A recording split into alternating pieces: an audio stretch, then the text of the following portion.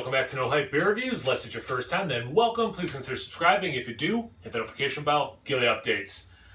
I'm so excited for today's beer. It's Tuesday, so I'm trying to test my palate on Tuesdays. If you're not aware about that or aware of that, try to do things that are maybe outside my comfort zone, things I don't drink a lot of, things I used to drink a lot of, but don't anymore.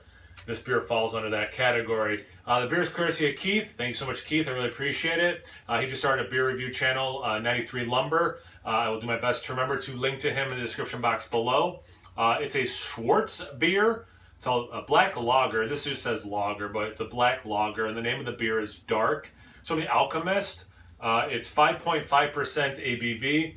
I have never had this beer, but I used to drink a lot of, Kostriker?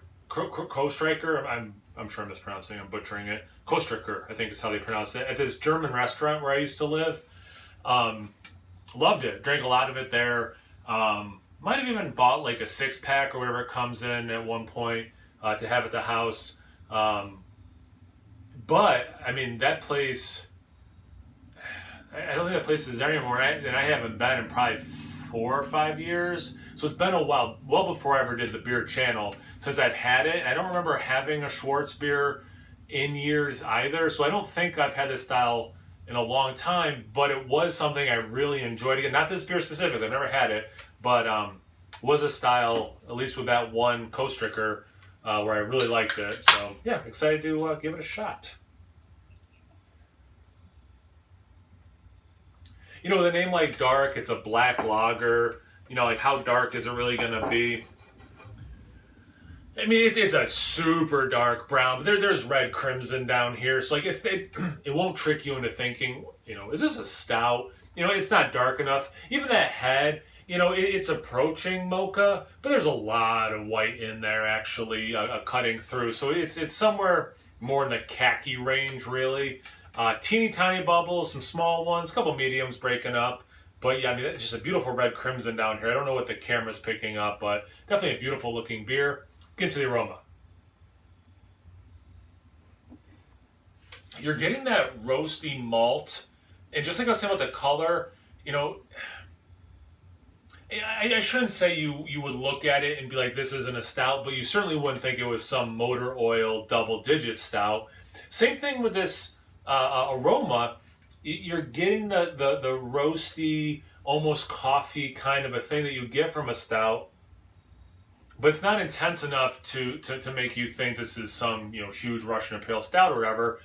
There's a little bit like a wet wood thing, which I typically get at the same, you know, like with that, the way the roasted malts are working through this, it's like you're walking in the woods and it rained, and it's not that initial rain where like everything, you can just smell everything.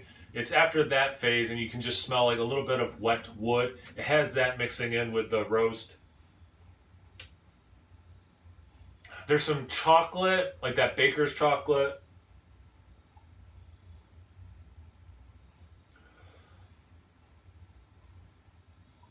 You know, if I was doing this blend, I could see myself actually saying something like, it's a roasty porter of an aroma. Let's get to the taste. Cheers.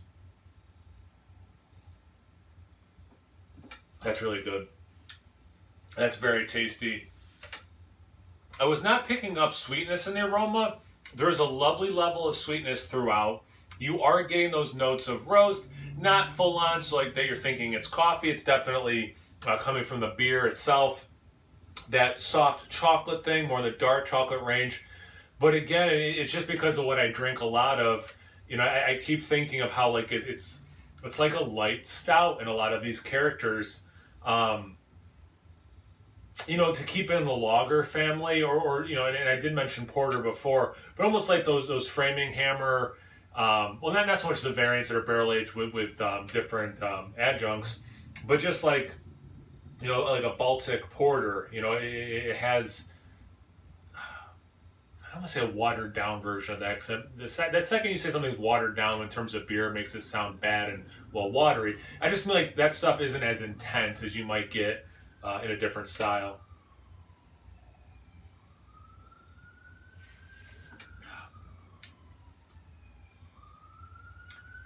It's not wood like barrel aged, but just like I was saying about the aroma, that thing carries over into the taste.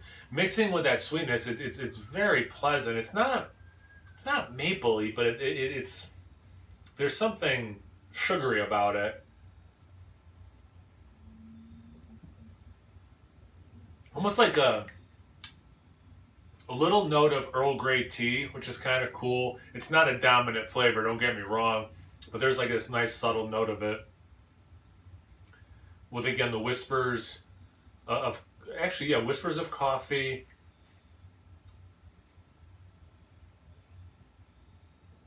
Man, it's just a good beer. Molasses. That's the other thing. It's molasses, a little bit of like brown bread, not full on rye, but like I know the Nerd Sense guys say brown bread a lot. Well, not so much lately, but it's that thing. Yeah, I'm glad I said that before I stopped filming. Yeah, I think it's clear. I really like this beer, and it is reminding me of those Coast Rickers I used to drink with my buddies at that German place. But yeah, good beer. Thanks again, Keith. I really appreciate it, man. Definitely a blast from the past. From a beer I've never had before, which is kind of a cool experience. So yeah, definitely fits into what I'm trying to do on these Tuesdays.